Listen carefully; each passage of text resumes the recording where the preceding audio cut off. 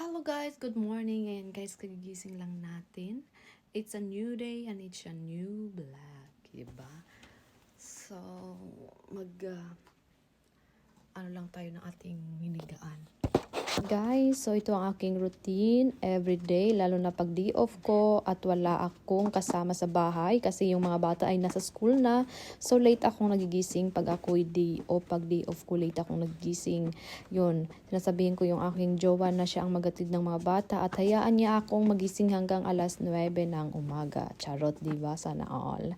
So ayan, dahil ako na lang mag-isa, syempre kailangan natin ayusin yung ating higaan. Ayan, ganun ang ating routine every morning, lalo na pag ako ay lang mag-isa. So nagigising ako ng late na, mga alas 9 or 10 AM ng umaga. So after nyan guys, at ako'y punta sa labahan, aayusin ko yung labahan ko kasi ang dami ko na namang labahan, halos araw-araw akong naglalaba. Ayan, tambak ang aking labahan everyday kasi yung mga ating mga dalaga, sana all mga dalaga ay laging nagbibihis ng damit halos oras-oras. Ayan, yung damit ko lang dyan ay isa nga lang. So after natin ayusin yung ating mga labahan, syempre kakain tayo ng ating breakfast. So ang ating breakfast lagi ay kailangan may itlog kasi kagabi hindi ako na nakatikim ng itlog. So ngayon ang ating kakainin ay itlog na naman, sana all. So sa mga may mga high blood ay hindi maganda kumain ng itlog kasi makolesterol yan, sana all, diba? Pero ako kakain ako ng itlog dahil mababa ang aking dugo, low blood ako, ganun, diba?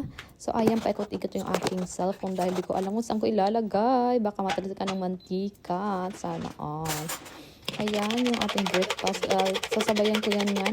Sasabayan ko ng rice. Syempre, kailangan natin alug-alugin yung ating egg para ma-mix yan. Syempre, mahilig ako ng salt. Kaya ang dami kong salt maglagay, diba? Maladami talaga ako kasi gusto kong tumaas ang dugo ko. Kasi once na ikaw ay kumakain ng maraming salt, ay tataas din ang dugo mo niyan, char. Para ma-high blood na ako, char. Sana, diba?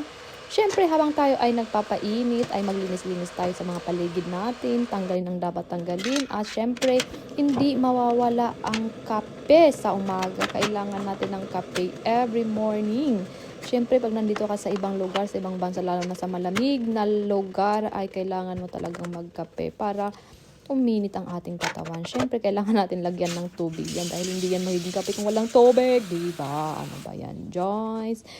Ayan, di ganon. So, syempre, habang tayo ay nagwiwit talaga, naghihintay ng ating kape. Syempre, kailangan natin tingnan yung ating itlog. Baka naman yan maging maitim na naman, natubod na yung ating itlog. Diba? So, kailangan i-check natin.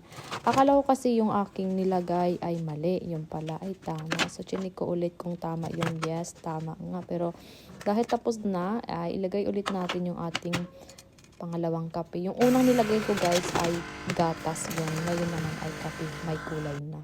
Ayan, syempre tapos na yung ating itlog. So, tapos na rin na yung aking kape. So, it's time na umupo tayo sa ating favorite place. Ayan, syempre sa lamesa. Ganon. So, dyan ka magmuni-muni. Mag-isip ka ng kung anong gagawin natin for today. Ganon. Bye-bye!